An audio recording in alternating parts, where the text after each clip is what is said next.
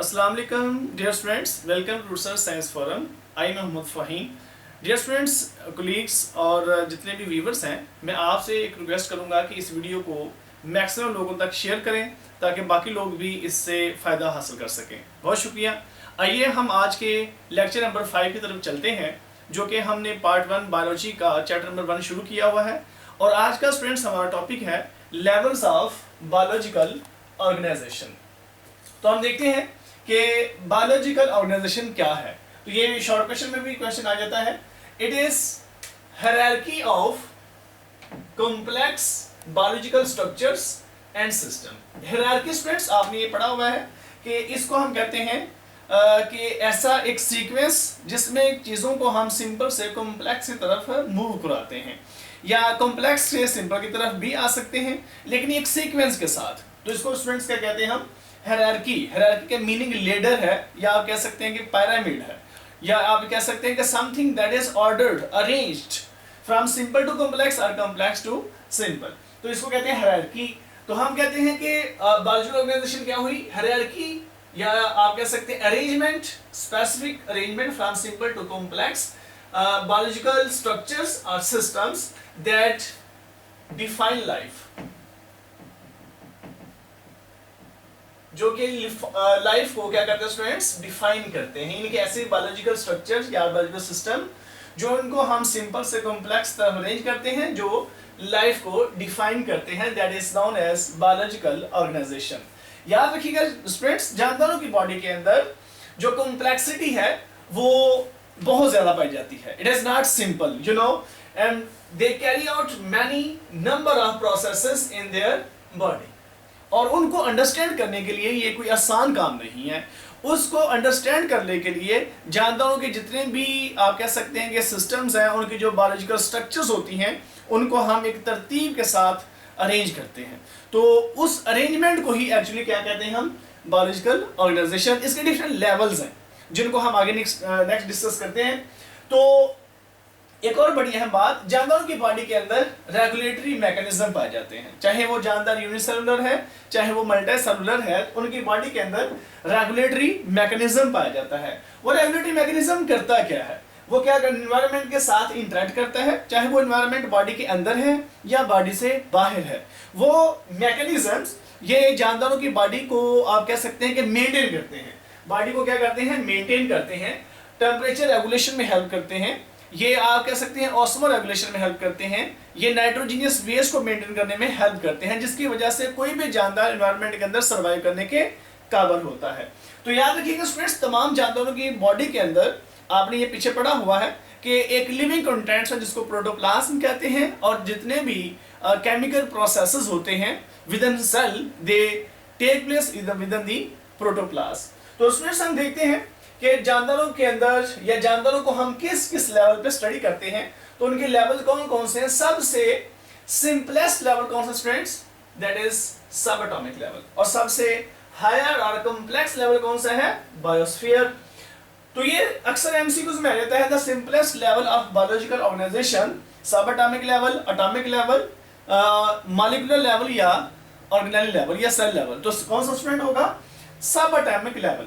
सब atomic level sometime वो नहीं देता, इसकी जगह पे इलेक्ट्रॉन, प्रोटॉन या न्यूट्रॉन में से कोई एक चीज दे देता है। तो आप फिर भी इन्हीं में से कोई चीज लगाएंगे, इनके इलेक्ट्रॉन, प्रोटॉन या न्यूट्रॉन में से ही सिलेक्ट करेंगे, क्योंकि सब atomic level that is the simplest level of biological organisation. तो जो हम आज का ये जो लेवल्स ऑफ बायोलॉजिकल ऑर्गेनाइजेशन का टॉपिक है, हम शुरू ही यहां से करते हैं। कहां से? सब एटॉमिक लेवल से। तो ये देखते हैं हम सब एटॉमिक लेवल में स्टूडेंट्स, हम देखते हैं कि एटम के अंदर हंड्रेड्स पार्टिकल्स पाए जाते हैं, जो कि एटम का हिस्सा ही कहलाते हैं।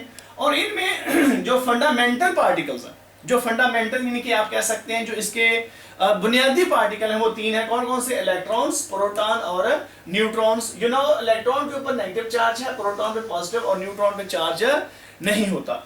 तो स्टूडेंट्स देखते हैं हम कि एटम क्या है। You know, atom is the smallest और simplest particle of an element which can take part in chemical reaction. हम ये भी कह सकते हैं कि ऑल मैटर लिविंग और नॉन लिविंग, जितना भी जानदार और बेजान मैटर है, they are made up by simple units and that simple unit is called as a atom. तो एटम को हम इस तरह से डिफाइन कर सकते हैं। तो इसका मतलब ये हुआ कि दुनिया के अंदर जितना भी मैटर है वो इन्हीं एटम्स के मिलने से बना हुआ है। तो एटम सब एटॉमिक लेवल से बड़ा लेवल है, और जब एटम मिलते हैं तो क्या बनता है, मॉलिक्यूल। आपको पता है कि atom they do not exist independently. Mostly atom क्या करते हैं, वो आइसोलेटेड फॉर्म में एग्जिस्ट नहीं करते। एटम दूसरे एटम के साथ मिलकर एक स्टेबल फॉर्म बनाता है, जिसको हम क्या कहते हैं, मॉलिक्यूल कहते हैं। तो आइए देखते हैं मॉलिक्यूल क्या होता है। तो एटम से बड़ा लेवल कौन सा हुआ, मॉलिक्यूलर लेवल। ये लॉन्ग क्वेश्चन में स्टूडेंट आ जाता है, इसमें से शॉर्ट क्वेश्चन भी है, वो भी देखते हैं। तो मॉलिक्यूलर लेवल क्या है, several atoms combine together and form a stable structure.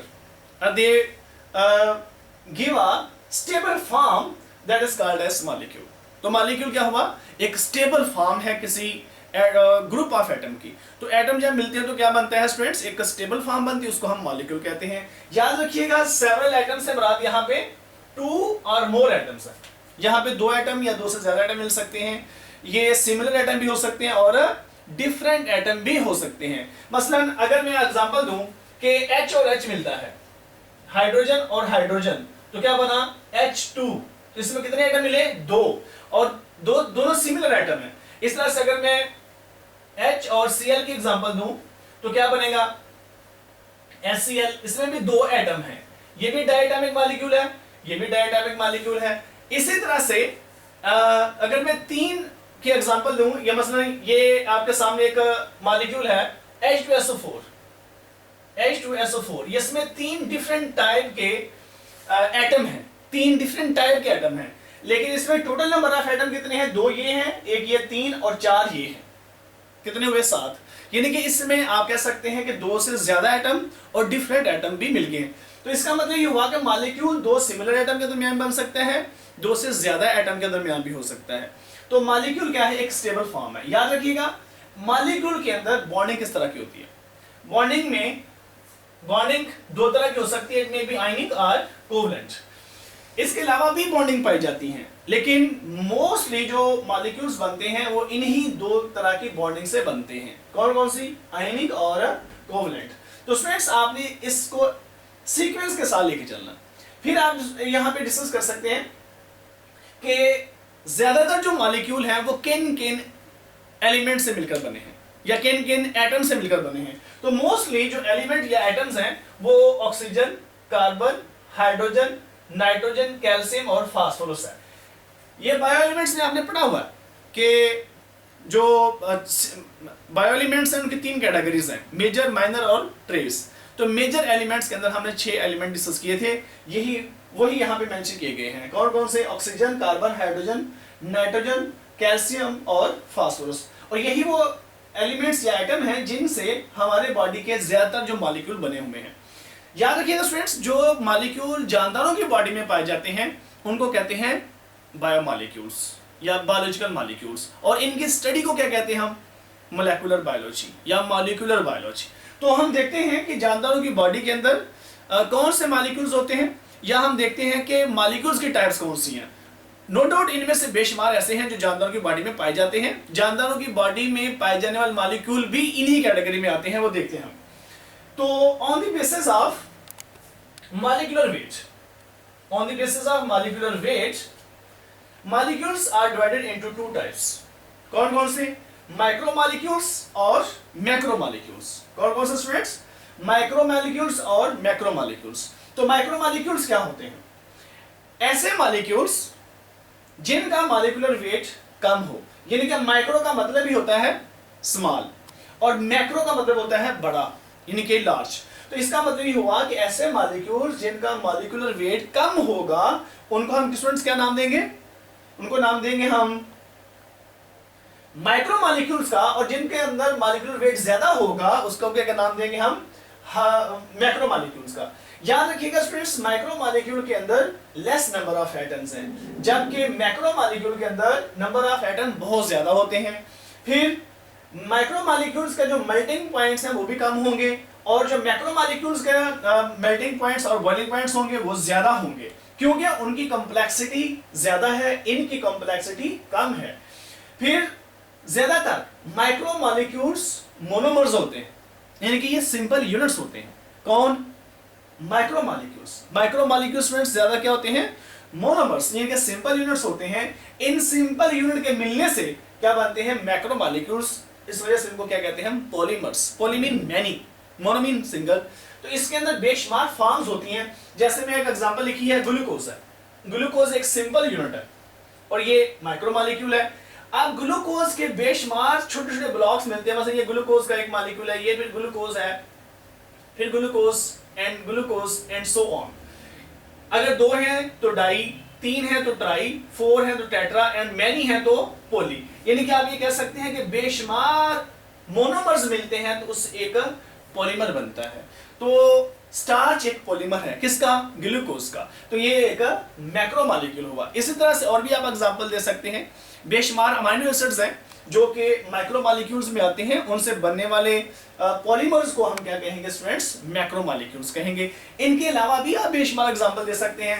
आप वाटर को दे सकते हैं एग्जांपल के, वाटर एक माइक्रोमोलिक्यूल है, कार्बन डाइऑक्साइड एक माइक्रोमोलिक्यूल है, but they are not monomers. यानी कि हम ये नहीं कहते कि इनसे मिलकर भी कोई मैक्रोमोलिक्यूल बनता है। आप मैक्रोमोलिक्यूल के एग्जांपल दे सकते हैं, आप डीएनए के एग्जांपल दे सकते हैं, आरएनए के एग्जांपल दे सकते हैं, आप इसमें प्रोटीन्स के एग्जांपल दे सकते हैं। तो आपकी बुक के अंदर सिर्फ उसने पहला पॉइंट जिक्र किया हुआ है। तो आपको क्वेश्चन आए तो आप एटलीस्ट 2 पॉइंट्स लिखें और साथ में एग्जांपल लिखें। ये शॉर्ट क्वेश्चन आपका कमन होगा। शॉर्ट क्वेश्चन ज्यादातर बोर्ड में ये आता है, differentiate between micromolecules and macromolecules. तो आप इसको बड़ी आसानी से अटेम्प्ट कर सकते हैं। नेक्स्ट, यहां पे स्टूडेंट टॉपिक खत्म नहीं होता। हम नेक्स्ट देखते हैं कि मॉलिक्यूल्स को फर्दर क्लासिफाई किया जा सकता है। तो आइए देखते हैं हम on the basis of chemical nature. Chemical nature के बेस पर मॉलिक्यूल्स को हम फर्दर 2 कैटेगरी में डिवाइड करते हैं। वो 2 कैटेगरी कौन सी हैं? They are organic molecules and inorganic molecules.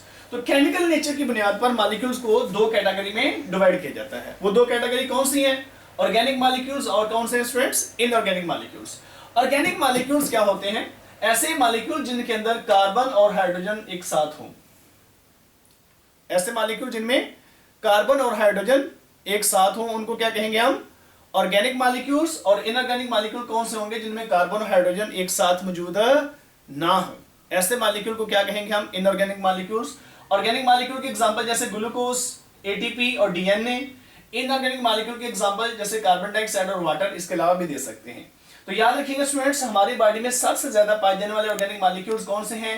Amino acids, fatty acids, glycerol और न्यूक्लिक एसिड। तो यहाँ पे स्टूडेंट्स हम आज का टॉपिक खत्म करते हैं। बाकी इंशाल्लाह नेक्स्ट हम ऑर्गेनाइज लेवल से शुरू करेंगे। Thank you very much. Allah Hafiz.